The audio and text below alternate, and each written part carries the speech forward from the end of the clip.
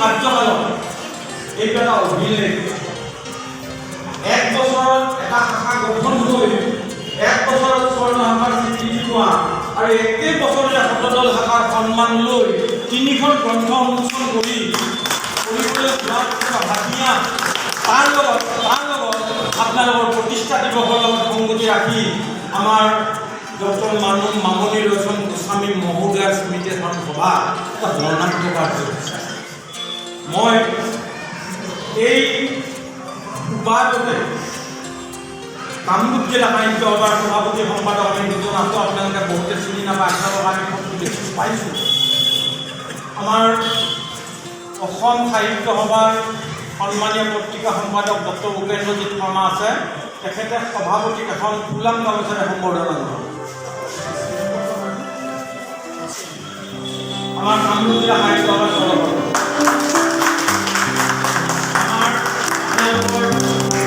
সকলোৰে পৰিচয় দিনমণি ভাণ্ডাৰকাৰ্য মহাশয় তেখেত আছে। তেখেতে ৰন্দিয়া সাহিত্য সভাৰ সন্মানীয় সম্পাদক হেমন্ত কলিতাক ফুলাম গামোচাৰে সম্বৰ্ধনা জনাব।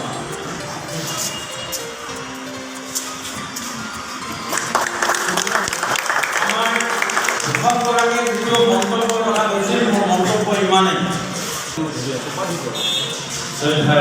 সভাপতি মহোদয়, সন্মানীয় বিভিন্ন আমি আমাৰ ৰন্দিয়া শাখালৈ অসম সাহিত্য সভাই আগবঢ়োৱা শতদল শাখাৰ স্বীকৃতি পাঠ কৰি ওলাইছোঁ। চিৰচেলি মোৰ ভাষাজননী অসম সাহিত্য সভা শতদল শাখা সাহিত্য সভাৰ স্বীকৃতি পত্ৰ। শাখা সভাৰ নাম ৰন্দিয়া সাহিত্য সভা, পঞ্জীয়ন নম্বৰ 108-20222, ঠিকনা ডাক ৰঙিয়া, জিলা কামৰূপ। অসম সাহিত্য সভাৰ 2020-2022 বৰ্ষৰ 3/10/2021 তাৰিখে অনুষ্ঠিত কাৰ্যনিৰ্বাহক সমিতিৰ পূৰ্ণাংগ অধিৱেশনৰ সিদ্ধান্ত মৰ্মে উল্লিখিত শাখা সভাখনক আজীৱন ভব্য এশৰো হোৱাৰ বাবে অসম সাহিত্য সভাৰ শতদল শাখা সাহিত্য সভাৰ বাবে স্বীকৃতি প্ৰদান কৰা হয়।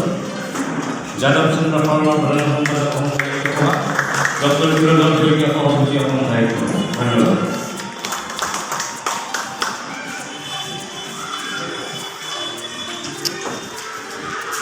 আমাৰ অসম সাহিত্য সভাৰ সন্মানীয় উপসভাপতি মাননীয় মীৰাণী বাইদেৱে আমাৰ ৰন্দিয়া শাখালৈ শতদল শাখাৰ স্বীকৃতি পত্ৰ প্ৰদান কৰিছে।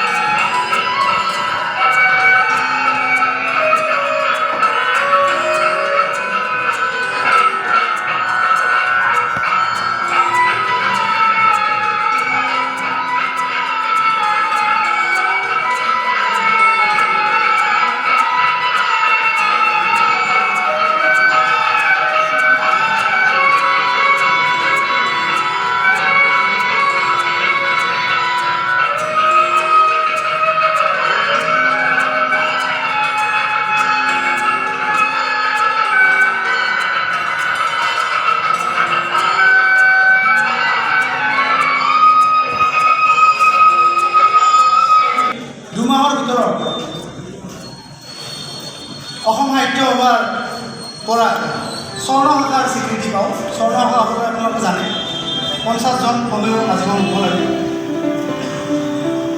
তাৰপিছত আহি পেলাই আকৌ কভিড পৰিস্থিতি। এনেকৈ থাকোঁতে আমাৰ আকৌ কি হ'ল, ফটোদলৰ কাৰণে আমি যোগা চলালোঁ। আৰু যোৱা অসম সাহিত্য সভাৰ তৃতীয় যিখন অধিৱেশন আছিলে, পূৰ্ণাংগ অধিৱেশন কাৰ্যনিৰ্বাহকৰ, তাত আমি আনুষ্ঠানিকভাৱে ফটোদলৰ স্বীকৃতি পালোঁ। সেই আটাইবোৰ স্বীকৃতিৰ মূলতে হ'ল আপোনালোক। আৰু 29জনৰ ভিতৰত গোটেইকেইজনে আজীৱন হ'ব। আমাৰ জিলাৰ পৰা ৰঙীয়া কথালৈ স্বীকৃতি প্ৰদান কৰিছে। মামনি ৰায়চম গোস্বামীৰ প্ৰতিবাদী মন্ত্ৰ যেন পুনৰ জীপাল হৈ উঠে। মাধৱেন ৰায়চমৰ মৃত্যুৱে যেন তেওঁৰ নিৰৱ বৈধৱ জীৱনৰ হাতৰ কলমটো যেন অধিক বলিষ্ঠ কৰি দিলে। তাৰ ফলতেই জন্ম হ'ল তেওঁৰ সংস্কাৰ, দময়ন্তী, দঁতাল হাতীৰ বিবেক হোৱা ভাওনা, গিৰিবালা, নীলকণ্ঠী ব্ৰজ, ৰাধে শ্যামে শংকৰ ইত্যাদি গ্ৰন্থ। এই গ্ৰন্থসমূহে হ'ল তেওঁৰ কলমৰ পৰা নিগৰি অহা শক্তিশালী বীজ। এই সকলোবোৰ গ্ৰন্থই আছিল মাধৱেনৰ মৃত্যুৰ ফলস্বৰূপ চৰিত্ৰ সৃষ্টিৰ প্ৰেৰণাৰ উৎস। অৱশ্যে অসমীয়া সমাজখনৰ প্ৰতি এক দুৰ্বলতাৰ কথা লক্ষ্য থকাৰ বাবে তেওঁৰ প্ৰতিবাদী মনটোৱে অথবা কলমটোৱে সেই সময়ৰ ৰক্ষণশীলতাৰ ওপৰত মুখ্য আঘাত হানিবলৈ বৰ এটা সক্ষম হোৱা নাছিল। সেয়েহে তেওঁৰ গিৰিবালা গ্ৰন্থৰ নায়িকা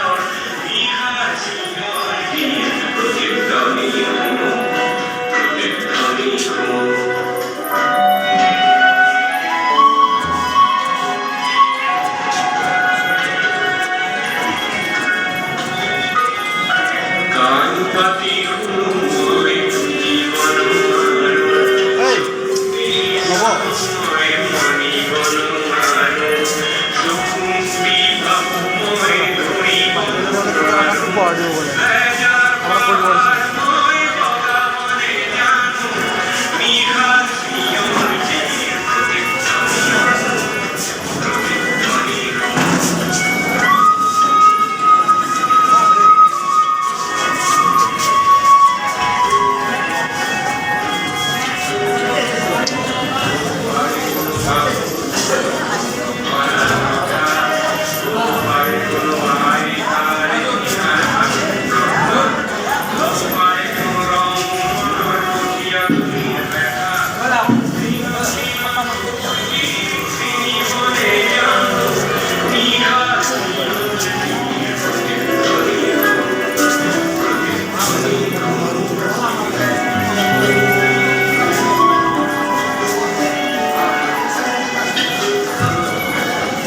ধুনীয়া লগা আছে আজি।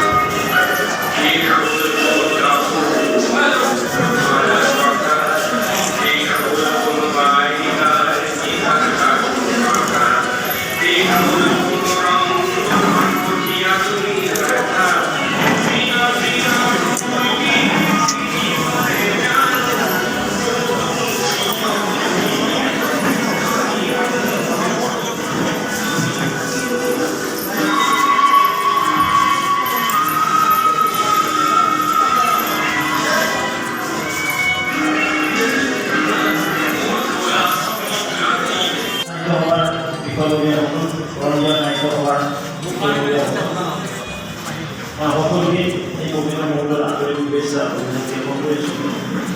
ভাষাজননী সেৱা কৰাৰ নিমিত্তে বিভিন্নজনে বিভিন্ন সময়ত আমাৰ এই ভাষাটো স্বকীয় থকা গৰিমা বৃদ্ধিকে প্ৰদান সন্মানে সাহিত্য সংস্কৃতিৰ পৰম্পৰা কৰি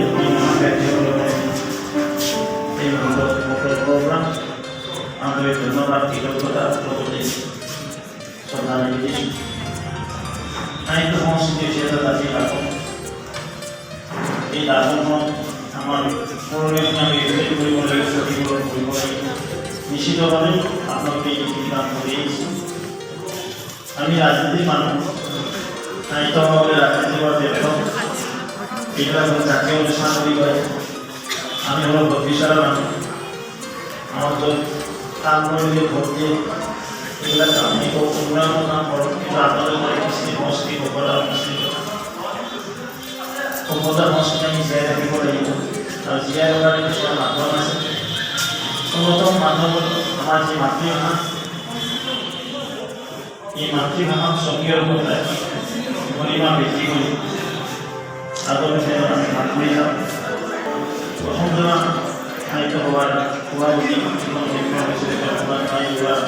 তেতিয়াৰ পৰা বৰ্তমানলৈকে দেশৰ সাহিত্যপ্ৰেমী এই সাহিত্য সভা তৰংগা কৰি গৈছে আৰু ভাষাক স্বকীয়তা ৰখাৰ কাৰণে এই অৱদান ৰাজ্যসকল মই মোৰ কৃতজ্ঞতা জ্ঞাপন কৰিছোঁ।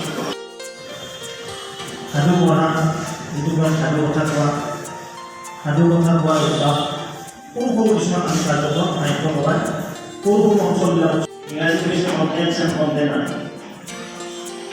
আমি যে কণ্টেইনাৰৰ ওপৰত গুৰুত্ব দিছোঁ, কণ্টেন্টছৰ ওপৰত গুৰুত্ব দিছোঁ, সেইকাৰণে আজি আমাৰ এই কথা আছে।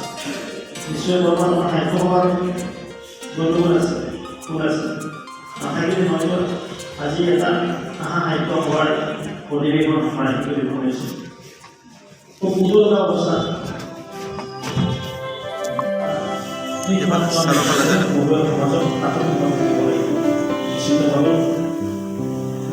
আগত দিনত এই অৱস্থা জীৱনৰ এটা অংগ হৈ গ'ল। আমি ইতিবাচক দিশেৰে চিন্তা চৰ্চা কৰি সমাজক গতিশীলতা প্ৰদান কৰিবৰ কাৰণে, এক অসমীয়া হিচাপে চিনাকি দিবৰ কাৰণে আমি সংকল্পবদ্ধ হৈ এনেকুৱা ব্যক্তি কামত দৰকাৰ হ'ব বুলি মই সভাপতি হিচাপে কামৰূপ জিলা সভাপতি কৰিছোঁ। আৰু কলিতাত এইখিনিয়ে এটা কথা নক'লে মোক পাতিছিল যে নেৰানেপেৰা এটা সংগ্ৰাম চলিছিল ৰঙিয়াৰ এই ডেকা সমাজখনত। আমাৰ বহুতো ডেকা বন্ধুৱে হাতটো খাই ঘূৰিছিল যে আমি ডেকা মানুহখিনিয়ে সাহিত্য সভাৰ পতাকাৰ তলত লগ লাগিব লাগে, আমি কোনফালে যাম কোনফালে আমি নাযাম। গুৱাহাটী নোপোৱা এটা পৰিস্থিতি হৈছিল। তেতিয়া তেখেত সকলক মই আজি 1 বছৰ আগত কৈছিলোঁ যে কামৰূপ জিলা সাহিত্য সভা আপোনালোকৰ লগত আছে।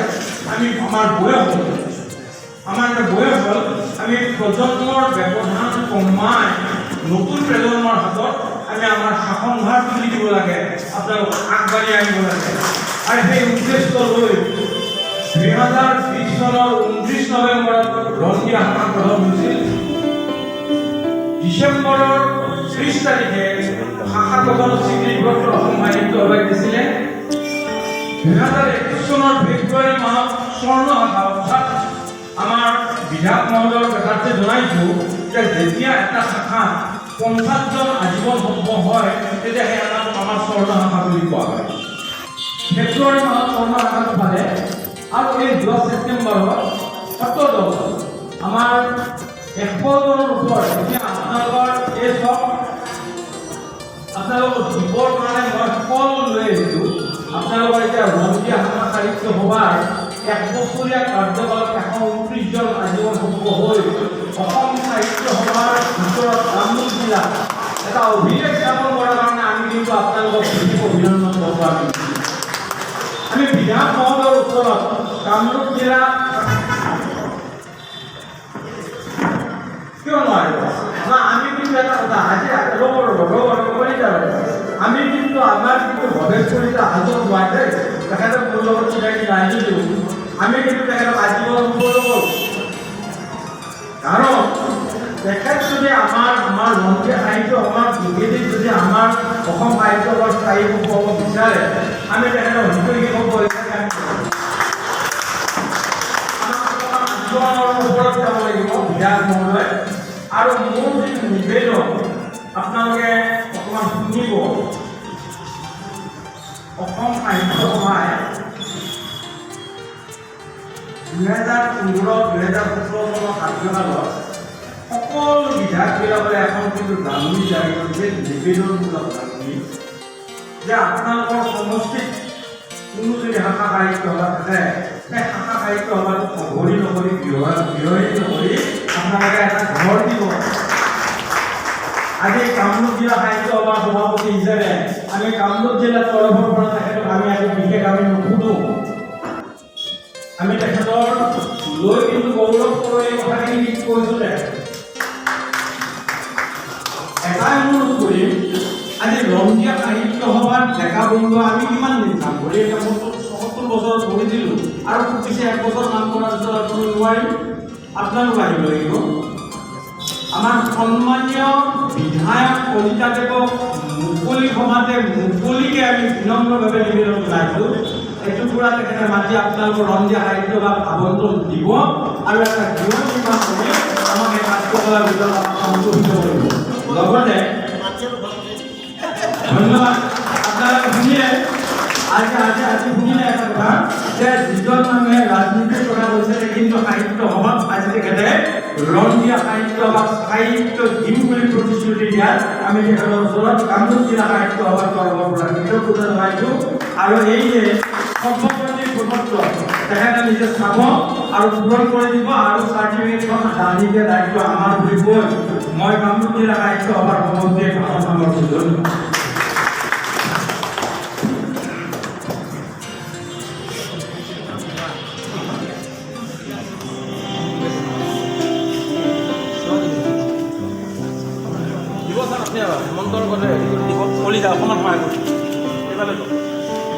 জিলা সাহিত্য সভাৰ সন্মানীয় সভাপতি সভাপতিয়ে কাৰ্যালয়ৰ প্ৰতিজন সদস্য আছে আটাইকে আমি শ্ৰদ্ধা মনত জনাইছোঁ।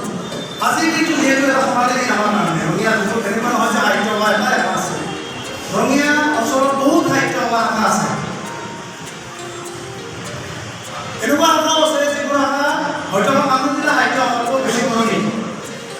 তেখেতসকলে কি কাৰ্যসূচী কৰিছে আমি নাজানো, আমি কোনোদিন গম নাপাওঁ আৰু গম নাপাওঁ। তেনেহ'লে হয়তো আজি আমি কামচাৰ বা অন্যান্য সকলো নিচিনা বিষয়টো অসমৰ ক্ষেত্ৰত যদি মহাৰাজ নৰনাৰায়ণে অসমৰ বৃহৎ পণ্ডিতসকলক সেইধৰণে পৃষ্ঠপোষকতা নকৰিলেহেঁতেন তেনেহ'লে আমি হয়তো আমি মহাপুৰুষ শংকৰদেৱকে প্ৰসংগ কৰি এই সময়ৰ যিসকল বৃহৎ পণ্ডিত সাহিত্য ক্ষেত্ৰত ঈশ্বৰৰ তাত ব্ৰতী হৈছোঁ সেইসকলক দেশলৈনে আৰু আমি অসমীয়া জাতি হিচাপে আমি ভোটাধিক কৰিব পাৰিছোঁ। সেয়া হয়তো নহ'লে মই ভাবোঁ যে এনেকুৱা দিনা এনেকুৱা ধৰণৰ ঘটনা ঘটি থাকিব আৰু যদি ঘটি থকাৰ সময়ত আমি যদি এটা সময় অসম প্ৰশাসন পৰিষদ নেপালোহেঁতেন তেনেহ'লে হয়তো আমি আজি যিকোনো সুবিধা লাভ কৰিব কৰিছোঁ সেয়া নহ'লহেঁতেন সেই ঘটনাটো আজি তাহাঁতি সংস্কৃতিৰ যোগেদি জাতি হিচাপে যিটো উচ্চ শিক্ষাৰ্থী অসমত তেখেত যাবলৈ ওলাইছে গতিকে মই এই নিবেদনকে আশাগৌৰৱ আচলতে হৈছে খুব ভাল কথা হৈছে কিন্তু আমাৰ বহু সাহিত্যিক আছে তেখেতলোকৰ সৃষ্টিসমূহ আচলতে প্ৰকাশ কৰিব পৰা আৰু বহু সাহিত্য এনেধৰণৰ আমি মামণিৰঞ্জন গোস্বামী তেখেতৰ উদযাপন হৈছে তেখেতৰ বহু গ্ৰন্থ আছে যিবিলাক ভাৰতীয় পৃথিৱীৰ ভাষালৈ অনুবাদ হোৱা নাই গতিকে অনুবাদ কাৰ্যসূচীত যদি আমি গুৰুত্ব সহকাৰে হ'ব পাৰোঁ তেনেহ'লে আমাৰ এই বীৰেন্দ্ৰ কুমাৰ ভট্টাচাৰ্যৰ সাহিত্য আছে মামণিৰঞ্জন গোস্বামীৰ সাহিত্য আছে এনে বহু সাহিত্যিকৰ সাহিত্য কেৱল অসমৰ ভিতৰত সীমাবদ্ধ হৈ আছে এইখিনি যদি আমি ভাৰতবৰ্ষৰ পৃথিৱীৰ মাজত সম্প্ৰমাণিত কৰিব পাৰোঁ তেনেহ'লে নিশ্চয় আমি ট্ৰেন্সলেশ্যনৰ কাৰণে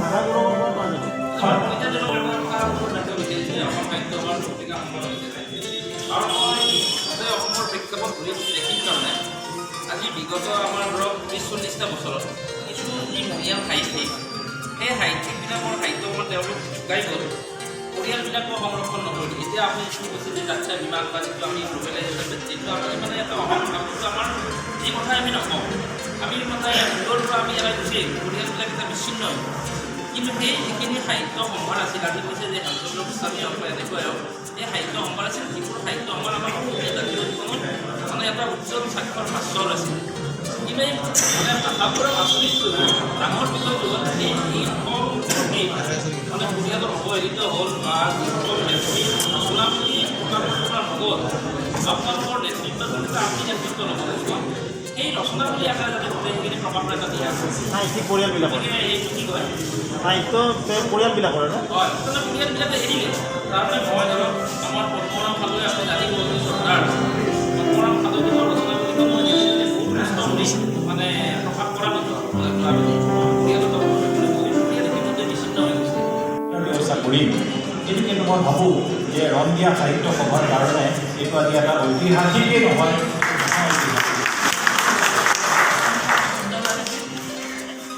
আনহাতে তেখেত এই শাখাৰ পৰাই আটাইতকৈ যিটো সৰ্বাধিক পদবী সন্মানযুক্ত সদস্য তেখেতে হৈছে সেইটো এটা বৰ আমাৰ কাৰণে বৰ আদৰণীয় আৰু গৌৰৱী যিয়ে নহওক আজি আমাৰ মৃণালিনী বাইদেৱে মামণিৰঞ্জন গোস্বামীৰ বিষয়ে বৰ সুন্দৰকৈ তেখেতৰ জীৱন বৃত্তান্ত দাঙি ধৰিছে মই ব্যক্তিগতভাৱে মামণিৰঞ্জন গোস্বামী বাইদেউ কেইবাবাৰো পাইছিলোঁ এই পাওঁতে তেখেতৰ লগত কথা বতৰা মই কেইটামান উল্লেখ কৰিব বিচাৰিছোঁ দুটা বিশেষকৈ ডক্টৰ ভূপেন হাজৰিকাৰ ৰচনাৱলী মই সম্পাদনা কৰিছিলোঁ ভূপেন হাজৰিকাৰ যিমান ৰচনা আছিলে য'ত ত'ত বিচৰিত হৈ আছিলে এইখিনি মই সম্পাদনা কৰিছিলোঁ কৰি পেলাই মোৰ লগত আৰু কেইবাজনো মানুহ আছিল আমি একেলগে কাম কৰি পেলাই যিখন গ্ৰন্থ প্ৰকাশ কৰি উন্মোচন কৰিব বিচাৰিছিলোঁ তেতিয়া ভূপেন হাজৰিকাকে সুধিছিলোঁ যে এই গ্ৰন্থখন আচলতে উন্মোচন কৰিবৰ কাৰণে কাক সুধিলে আপুনি ভাল পাব তেতিয়া একে আশা কৰিছিলে যে মামণিৰঞ্জন গোস্বামী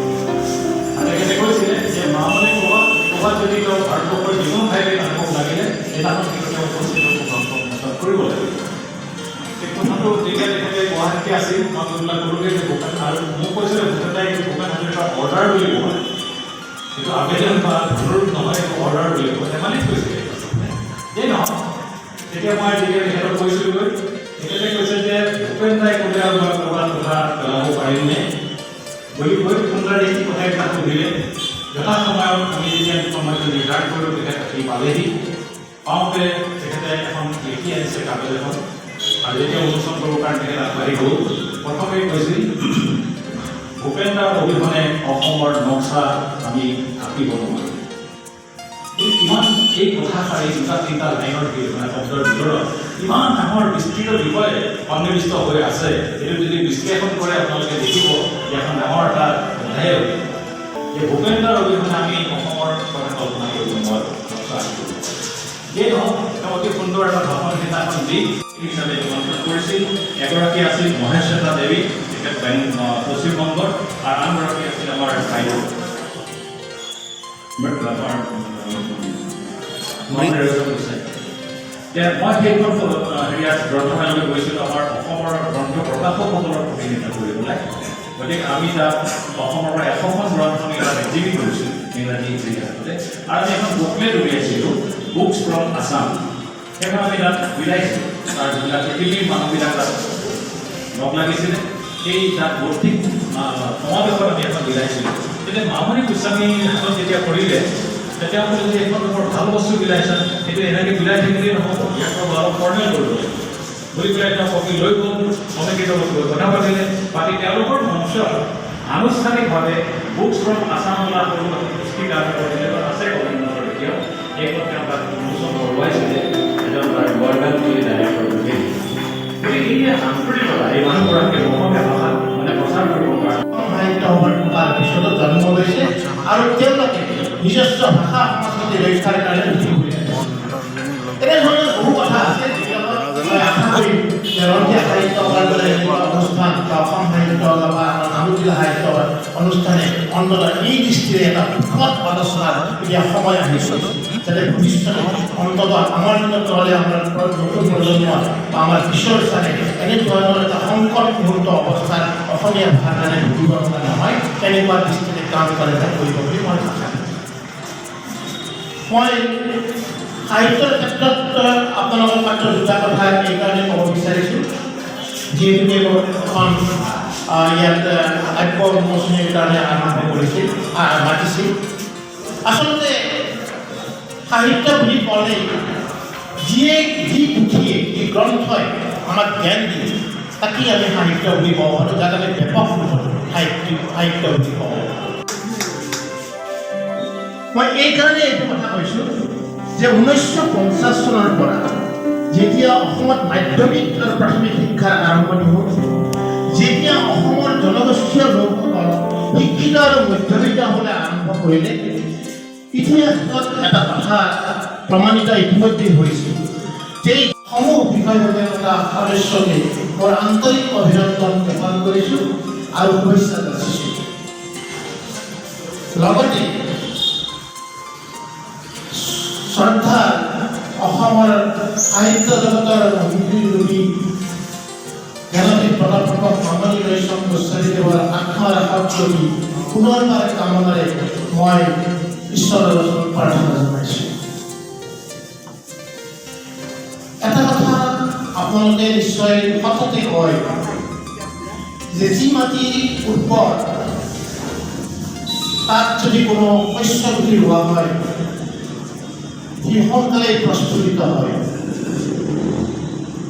ৰঙিয়া মহকুমাৰ এই সাহিত্য অনুৰাগী বা সাহিত্যপ্ৰেমী এখন গুৰুত্বৰ ভূমিকাৰ কাৰণে হয়তো আজি ৰঙিয়া সাহিত্য সভাই জন্ম পাই শতদল হিচাপে অসম সাহিত্য সভাৰ স্বীকৃত পাবলৈ সক্ষম হৈছে। আচলতে আজিৰ এই দিনটোত এই উৎপন্নাৰ ক্ষেত্ৰত আৰু এটা বিশেষ কৃতিত্ব ৰঙিয়াবাসীয়ে আজি লাভ কৰিছে যে আজি অসম সাহিত্য সভাই ইয়াত কেন্দ্ৰীয়ভাৱে স্বৰ্গীয় মামণি ৰয়ছম বাইদেউৰ জন্মদিন পালন কৰিছে। সাহিত্য চৰ্চা আৰম্ভ হৈছে আৰু ইয়াতো বিশিষ্ট ব্যক্তিৰ সকলৰ উপস্থিতিত অসমীয়া সাহিত্যৰ বিভিন্ন বিষয় লৈ আলোচনা হৈছে। আচলতে এইটো ৰঙিয়াবাসীৰ কাৰণে সৌভাগ্যৰ দিন হিচাপে মই গণ্য কৰোঁ আৰু তাতোকৈ আনন্দিত আৰু গৌৰৱান্বিত হৈছোঁ যে আজি ইয়াত পদ্মশ্ৰী বঁটা সূৰ্য হাজৰিকাদেৱৰ উপস্থিতি, অসম সাহিত্য সভাৰ সভাপতি মীনাজ্যোতি বাইদেউৰ উপস্থিতি আৰু মোৰ অতি মৰমৰ আৰু সন্মানীয় অসম সাহিত্য সভাৰ পত্ৰিকা সম্পাদক উপেন্দ্ৰজিৎ শৰ্মাদেৱৰ উপস্থিতি এই সভাখনে বিশেষত্ব লাভ কৰিছে। ইতিমধ্যে তেখেতসকলৰ বক্তব্যত সাহিত্য সম্পৰ্কত সাহিত্য সভাৰ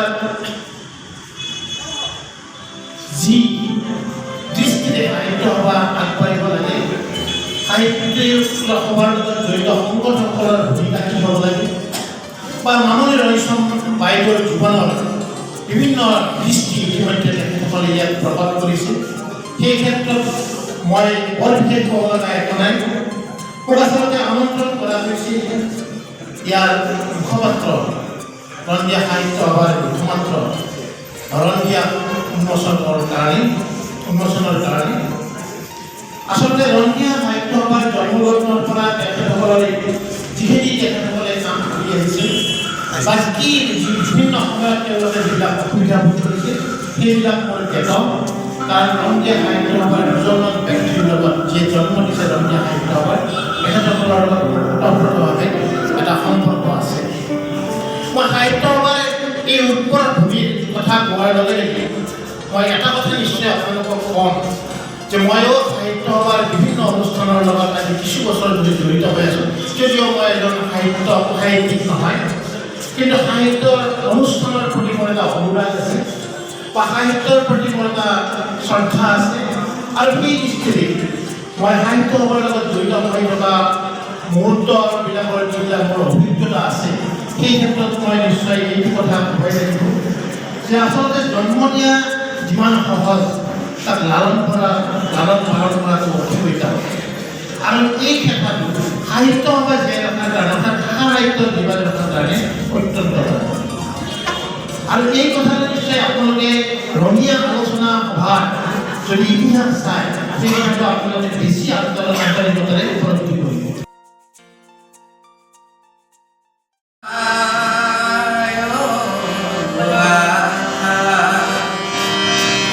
তোর উপরে তুলনা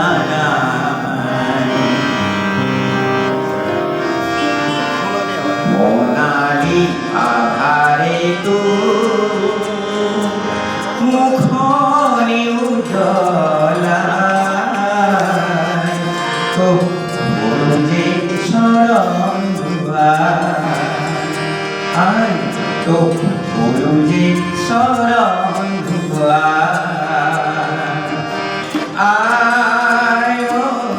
দুয়ার তোর উপরে তুলনা মনালি আহারে তো মুখনি উজ্জ্বলা তো যে শরণ দুয়ার তো যে শরণ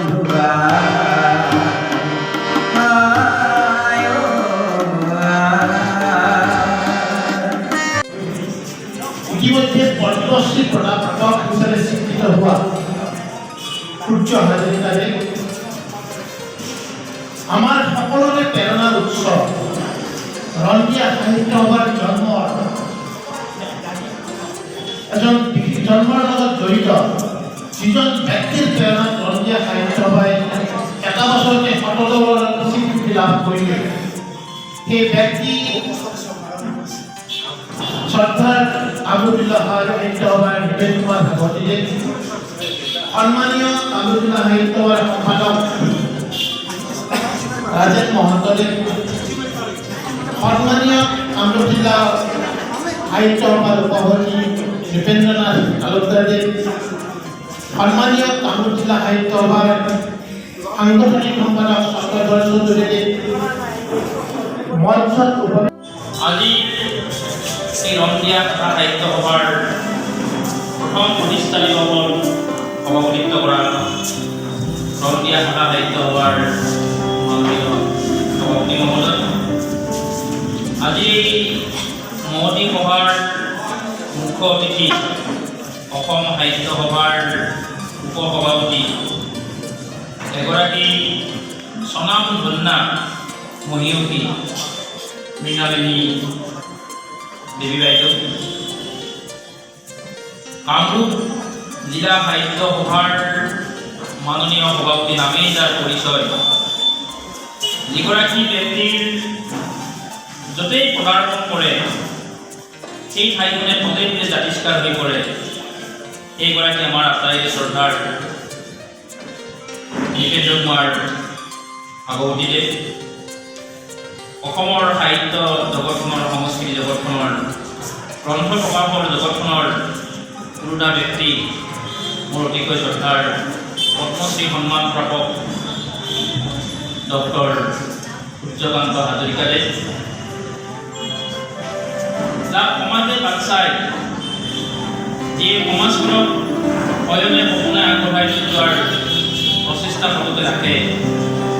এগৰাকী দায়িত্বশীল চৰকাৰী বিষয়াববীয়া হৈও যাৰ জন্মস্থানৰ প্ৰতি অফুৰন্ত মোহ ভাষা সাহিত্য সংস্কৃতিক আঁকোৱালি জীয়াই থাকিব বিচাৰে, এইগৰাকী আমাৰ আটাইৰে শ্ৰদ্ধাৰ দিনমণি ভাণ্ডাৰ কাৰ্যস্থলী কামৰূপ জিলা সাহিত্য সভাৰ মাননীয় উপসভাপতি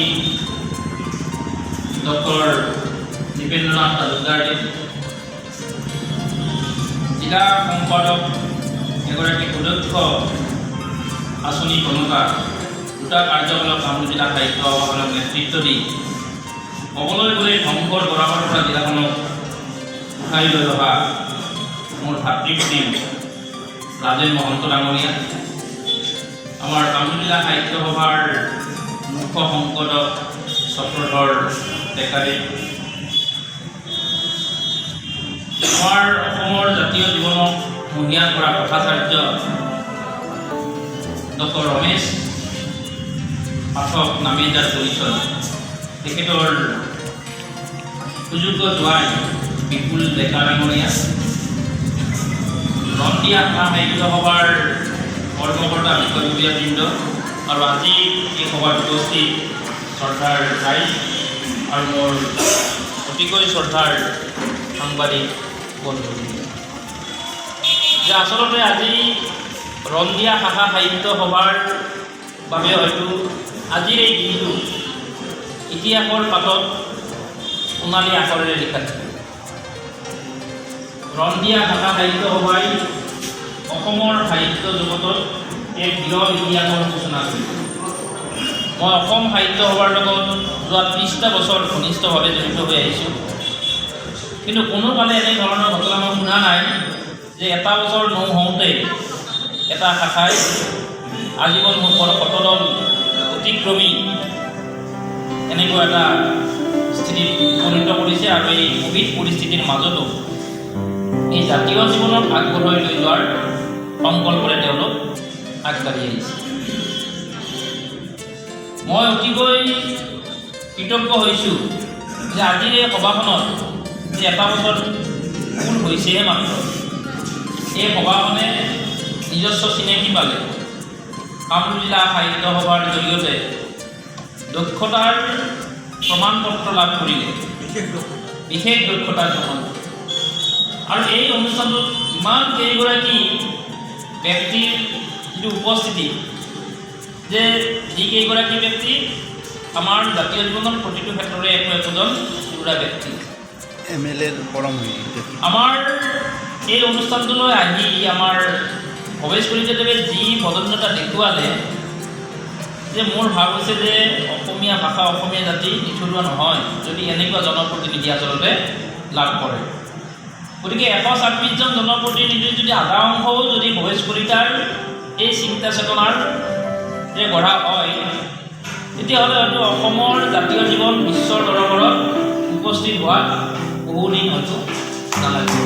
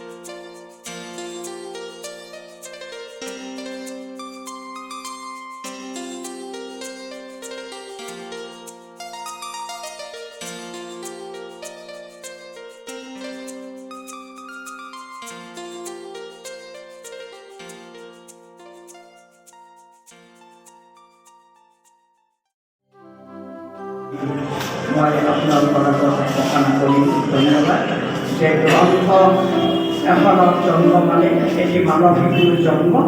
গতিকে এই মানৱ শিশুটিক আমি যি ধৰণে লালন পালন কৰোঁ, যি ধৰণে ব্যৱহাৰ কৰোঁ, যি ধৰণে প্ৰতিপালন কৰি সমাজত প্ৰতিষ্ঠা কৰোঁ, ঠিক তেনেকেই আজি জন্ম হোৱা এই গ্ৰন্থকেইখনকো আমি ঘৰলৈ নি সুন্দৰভাৱে আনগুৰিকৈ লৈ যাতে আমি সেই গ্ৰন্থকেইখনৰ পৰা কিনো লিখিছে লিখকসকলে সেইখিনি কথা হৃদয়ংগম কৰি আমি নিজেও নিজৰ আত্মাক সমৃদ্ধ কৰিব পাৰোঁ আৰু আমাৰ নতুন প্ৰজন্মসকলকো এই গ্ৰন্থকেইখনৰ ভিতৰৰ সাৰ বস্তুবিলাক বুজাই দি যাতে তেওঁলোককো ভৱিষ্যত জীৱনৰ কাৰণে আগবঢ়াই সুস্থিৰ এগৰাকী নাগৰিক কৰি তোলে তাৰ কাৰণে আমি চেষ্টা কৰিব লাগিব এই গ্ৰন্থৰ দ্বাৰা।